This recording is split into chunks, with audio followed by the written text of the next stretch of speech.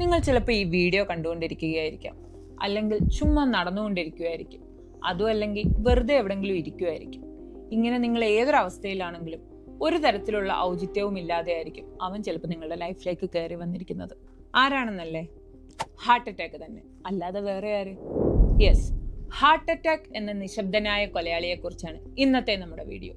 പലരും കരുതുന്നത് പോലെ ഹാർട്ട് അറ്റാക്ക് എന്നത് പ്രായമുള്ളവർക്ക് മാത്രം വരുന്ന ഒരു അസുഖമല്ല. സത്യം പറഞ്ഞാൽ 30കളിലും 40കളിലും ഒക്കെ ഉള്ളവരെയാണ് ഇന്നിത് കൂടുതലായിട്ട് ബാധിക്കുന്നത്. ഇങ്ങനെ ഒരു അവസ്ഥയിൽ സത്യത്തിൽ എന്താണ് നമ്മുടെ ഹൃദയത്തിൽ സംഭവിക്കുന്നത്? ഇതിനെ തടയാൻ നമുക്ക് എന്തൊക്കെ ചെയ്യാൻ കഴിയും? നമുക്ക് നോക്കാം. നമ്മുടെ ഹൃദയപേശികളിലേക്ക് രക്തം എത്തിക്കുന്ന കുഴലുകൾ, അതായത് കൊറോണറി ആർട്ടറീസ്, അവയിൽ കൊഴുപ്പും കൊളസ്ട്രോളും ഒക്കെ അടിഞ്ഞുകൂടി ഒരു പടലം അല്ലെങ്കിൽ ഒരു പ്ലേക്ക് രൂപപ്പെടുന്നു.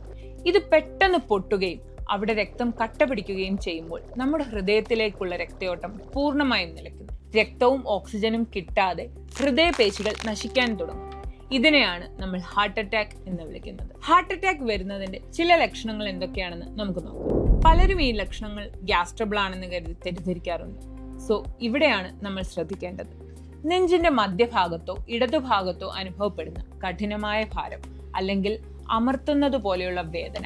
ഈ വേദന താടിയിലേക്കോ കഴുത്തിലേക്കോ ഇടത് കൈയിലേക്കോ പടരുന്നത്, അമിതമായ വിയർപ്പ്, ശ്വാസം മുട്ടൽ, ക്ഷീണം, പ്രമേഹ രോഗികളിൽ പലപ്പോഴും വേദനയില്ലാത്ത സൈലന്റ് ഹാർട്ട് അറ്റാക്ക് ഉണ്ടാക്കാറുണ്ട്. അതിനാൽ ചെറിയ അസ്വസ്ഥത പോലും അവഗണിക്കരുത്. എന്തുകൊണ്ടാണ് ആളുകളിൽ ഇത്തരത്തിൽ ഹാർട്ട് അറ്റാക്ക് സംഭവിക്കുന്നത്? അതിനുള്ള കാരണങ്ങൾ കൂടി നമുക്കൊന്ന് നോക്കാം. പ്രധാനമായും ഭക്ഷണമാണ്. അതായത് ട്രാൻസ് ഫാറ്റും അമിതമായ ഉപ്പും അടങ്ങിയ ജങ്ക് ഫുഡുകൾ രക്തക്കുഴലുകളിലേക്ക് ബ്ലോക്ക് ഉണ്ടാക്കുന്നു. പിന്നെ പുകവലി. സിഗരറ്റിലെ വിഷാംശങ്ങൾ രക്തക്കുഴലുകളെ ചുരുക്കുകയും ബ്ലോക്കിന് കാരണമാവുകയും ചെയ്യുന്നു. പിന്നെ വിവിധ തരത്തിലുള്ള ജീവിതശൈലി രോഗങ്ങൾ, BP, പ്രമേഹം, അമിതമായ കൊളസ്ട്രോൾ എന്നിവ കൃത്യമായി നിയന്ത്രിക്കാത്തത് വലിയ റിസ്ക് ആണ്. പിന്നെ സ്ട്രെസ്സും ഉറക്കമില്ലായ്മയും.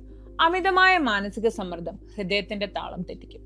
സോ എങ്ങനെയൊക്കെയാണ് നമുക്ക് ഈ അവസ്ഥയെ തടയാൻ കഴിയുന്നത്? അതിനുവേണ്ടി നമുക്ക് എന്തൊക്കെ ചെയ്യാൻ കഴിയും? 30 മിനിറ്റ് വ്യായാമം. അതെ, ആഴ്ചയിൽ 5 ദിവസമെങ്കിലും മിനിമം 30 മിനിറ്റ് നേരത്തേക്കെങ്കിലും വ്യായാമം ചെയ്യുക. അറ്റ്ലീസ്റ്റ് വേഗത്തിൽ നടക്കാനെങ്കിലും ശ്രമിക്കുക. ഇത് നല്ല കൊളസ്ട്രോൾ അഥവാ HDL കൂടാൻ സഹായിക്കും. പിന്നെ ഭക്ഷണം ശ്രദ്ധിക്കുക. ഫൈബർ അടങ്ങിയ പച്ചക്കറികൾ, പഴങ്ങൾ, omega-3 അടങ്ങിയ മത്സ്യം എന്നിവ ഭക്ഷണത്തിൽ ഉൾപ്പെടുത്തുക. വെളിച്ചെണ്ണയുടെയും എണ്ണയുടെയും ഉപയോഗം നല്ലപോലെ കുറയ്ക്കുക. പിന്നെ വേണ്ടത് കൃത്യമായ പരിശോധനയാണ്. 30 വയസ്സ് കഴിഞ്ഞവർ വർഷത്തിൽ ഒരിക്കലെങ്കിലും ഒരു ലിപ്പിഡ് പ്രൊഫൈൽ ടെസ്റ്റും ECGയും ഒക്കെ എടുക്കുന്നത് വളരെ നല്ലതാണ്.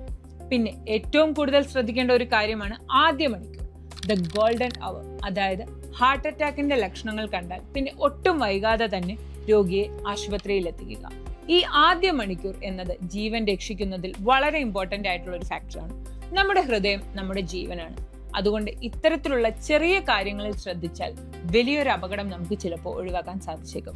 എന്തായാലും ഈ അറിവുകളൊക്കെ നിങ്ങളുടെ സുഹൃത്തുക്കൾക്കും കുടുംബാംഗങ്ങൾക്കുമൊക്കെ ഇപ്പൊ തന്നെ ഷെയർ ചെയ്യുക.